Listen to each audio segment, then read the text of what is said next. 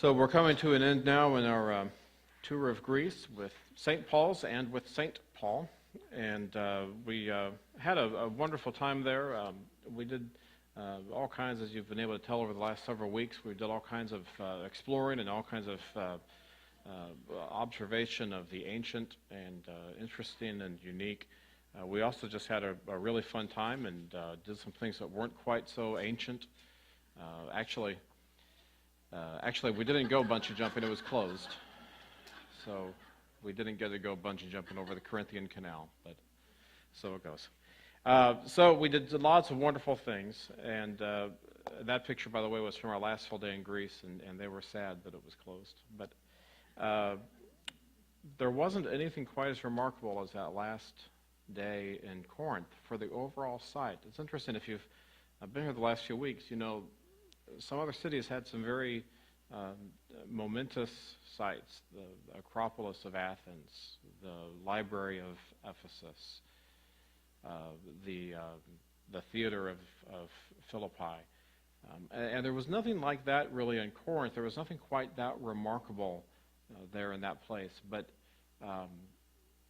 the whole site was interesting. I expected it to be very anticlimactic for our last day. But it wasn't, because there was so much to the site. The city of Corinth had a rocky history. It's been occupied more or less since estimated 6500 BC. It was a scene, it's in a strategic point, so it was the scene of many battles, many attempts to take it over, and so repeatedly it would be partially destroyed or partially desettled, but not entirely. In about 150 BC, though, the city was largely destroyed and was almost completely depopulated. There were a few people who stayed around, we think, but for roughly 100 years, very few people lived there. The city needed to be rebuilt. And so 100 years after that, in the 40s or so BC, Rome took the area completely over, and Rome decided, we're going to rebuild that city. So they did. And so what that meant is, no more than about 100 years before Paul arrived, the whole city basically was rebuilt. So for the archaeology, part of what that means is that, and partially because the modern city of Corinth is not on the same spot, it's a few miles to the side of the ancient city of Corinth. And so it's a rich site that has layer after layer after layer of city, because they built on top of the ruins, basically. And so it's got layer after layer after layer of city all the way back to 6500 BC. In fact, one of the things that was kind of interesting was that we learned that some of the archaeologists are kind of hoping for a small earthquake that would damage the site just enough that they can justify digging deeper so that they can see what lies underneath. So that makes it a fascinating place, and it makes it so that most of what we saw in Corinth was contemporaneous to Paul. Not all of it was, but much of it was contemporaneous to Paul. Most of the other places that we visited, we saw sections of cities. But in the case of Corinth, we saw this great expanse. What you see on the screen now only gives you a little bit of a sense of the scope of what we saw, because most of the other places you had some ruins and then some grass and some dirt and some more ruins. But with Corinth, it was just city. That's what there was.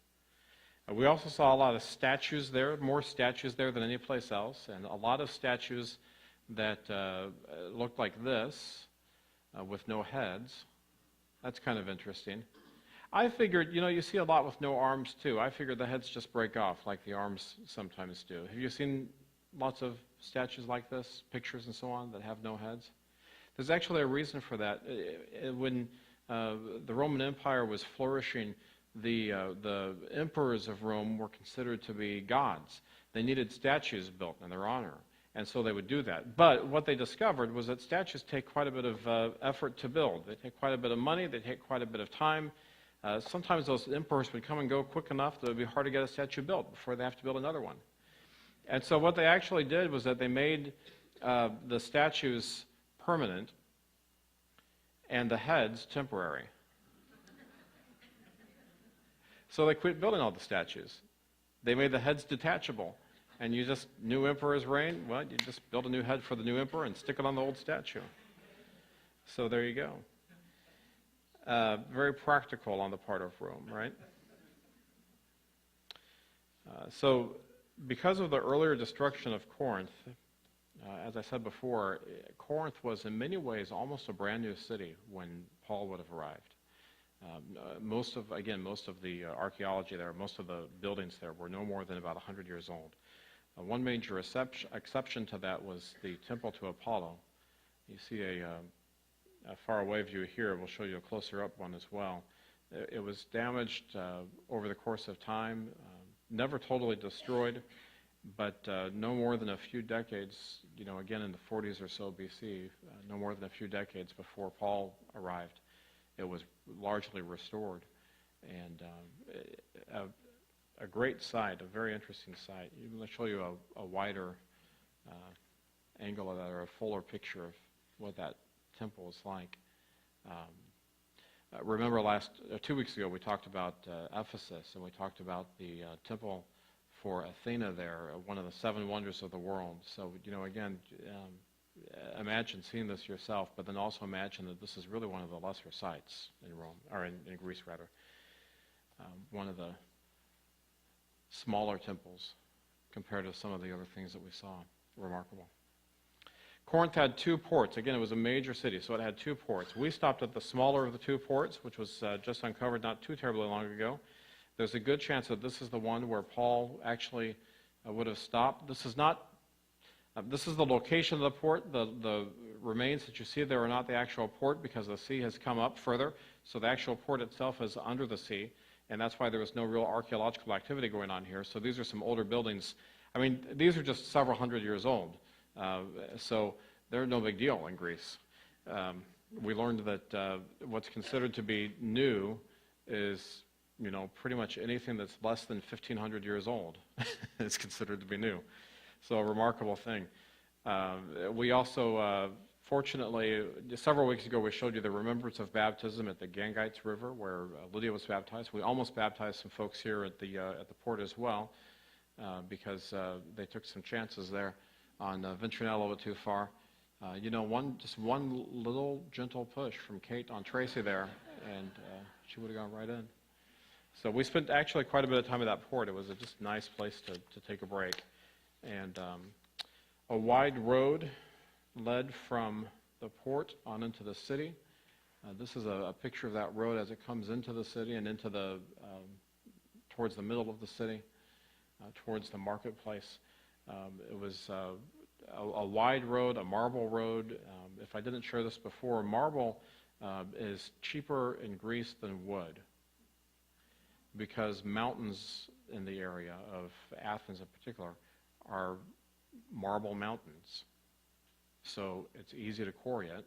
On the other hand, the climate is such that having large trees is that you can use for building material are uncommon. So lots of marble. The streets were made of marble. Now each week during this series I've mentioned the agora, or the marketplace. This street is coming into the agora, into the marketplace. And the agora in Corinth was practically brand new when Paul arrived. And so maybe partially because of that, it's the most complete one that we saw on the trip. The agoras in most cities would have had the wide, broad, deep marble, again, area where you can stand and do your business. But they also would have had shops, and we never saw any that had any walls for the shops. We just know historically that they would have had some shops that had walls. But here you can see in this picture, all of those spots to the side there are all walls for shops. In fact, you could see, again, where some of those first century traders would actually apply their trade. And so those storefronts, Paul, as we read in the passage today from Acts, Paul worked with leather. He set up shop with Priscilla and Aquila, and very likely would have had a storefront, kind of like what you see here. And then finally, the last picture for us for this whole series, at one end of the agora was the bema. The bema was a speaker's platform, and so this is a place at the edge of the marketplace where Paul himself may have spoken to the people who gathered there in the market. seeing a place where Paul may have spoken is a good place to end the pictures as we think about all the experiences that Paul had throughout that place, throughout that time. And we're hoping that 2-3 years maybe from now we'll do another trip, probably not to Greece, maybe a trip to the Holy Land, maybe a trip to England as a John Wesley kind of pilgrimage. But we hope that we do this again, and when we do it again, you might have a chance to be a part of that trip. I know everybody who was involved would say it's an amazing experience to see those same places where heroes of the faith had walked. So that's the city where Paul spent 18 months, at least 18 months. We're not sure how long, but at least 18 months, one of his longer stops.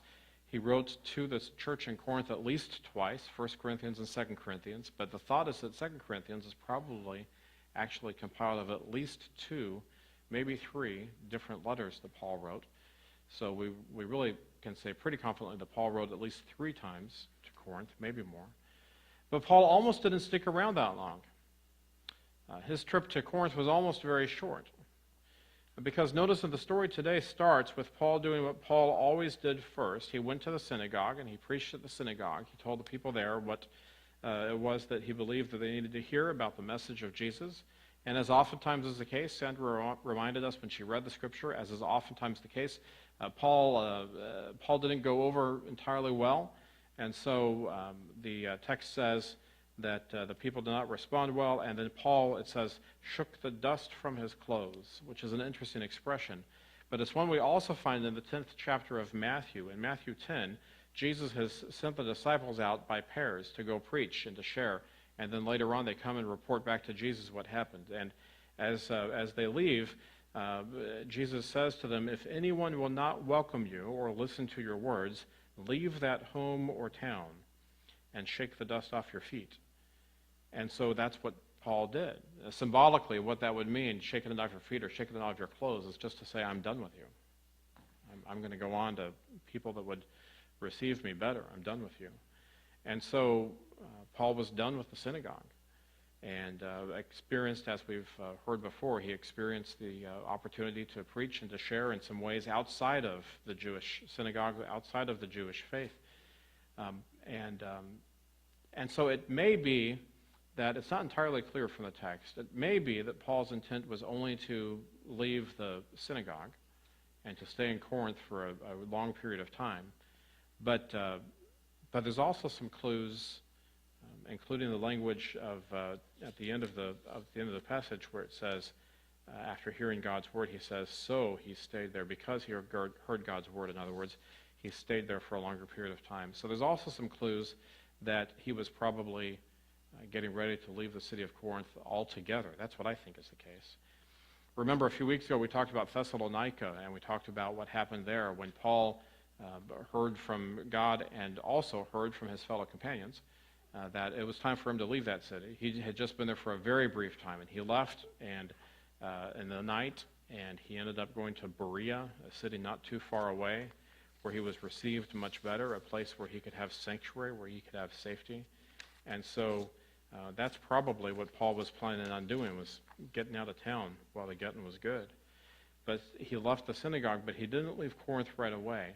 And then he had a dream or a vision one night that I've alluded to now and that you hear in the scripture reading that Sandra had for us this morning. And he heard God speak in the dream or in the vision. And God said, don't be afraid. You've heard me say before, when God says, don't be afraid, you should be very afraid. But he said, don't be afraid. Continue speaking. Don't be silent. I'm with you. And no one who attacks you will harm you, for I have many people in this city. And Paul had reason to be afraid.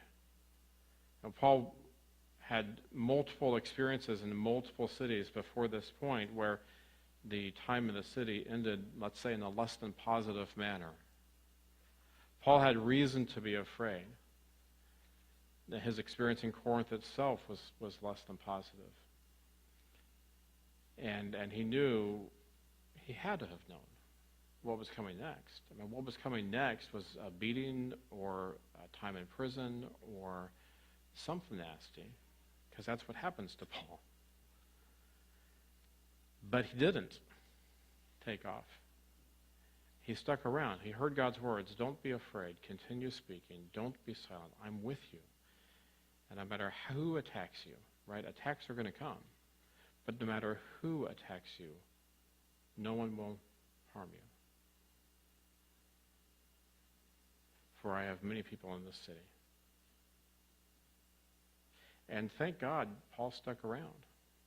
The world's different because Paul stuck around in Corinth. We have the letters of 1st and 2nd Corinthians, of course, as evidence of that. But Paul stuck around and wrote letters that became part of our sacred scripture, words that we live by, words that we have as model for us what it is to be faithful to God. Yeah, thank God Paul stuck around.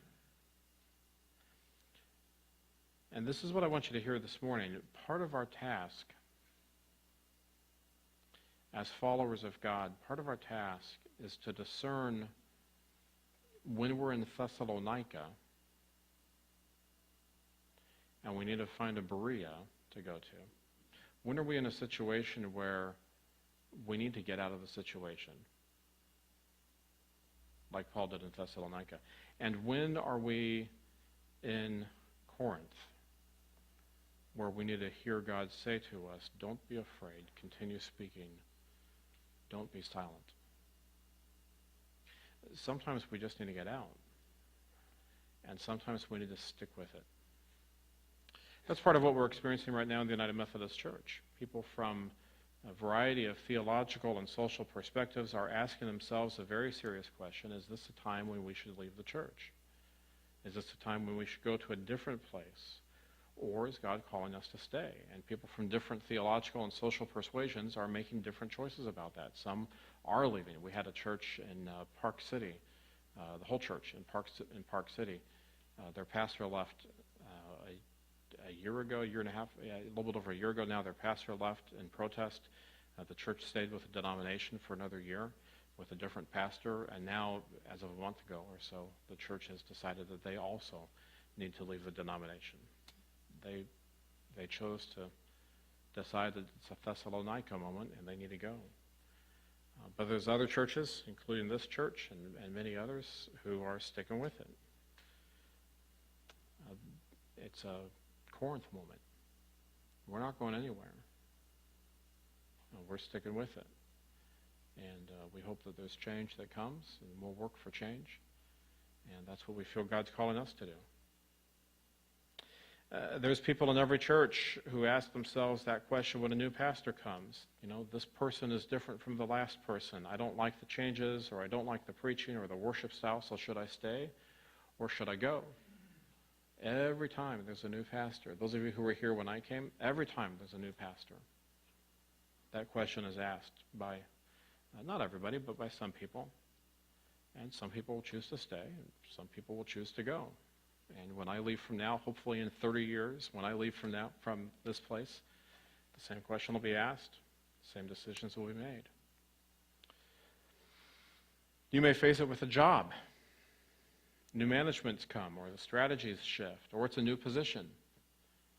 How long do you stay and put up with the shifts in thinking or the shifts in the doing? How long do you stay with that? Or is there a time at which you just have to say, you know what, this isn't it for me anymore, I need to go? Or you may face this where you live, a new roommate in a dorm room, or a new director of a retirement facility where you live, or maybe you've moved to a neighborhood that doesn't feel quite right. You know, should I stay or should I go? Some of our students who have left or soon will be leaving for college will have this experience and reconsider their choice in school. Should I stay or should I go? Based on the experiences that we have and the place that we have found ourselves. It's not always what it is that we thought it was going to be.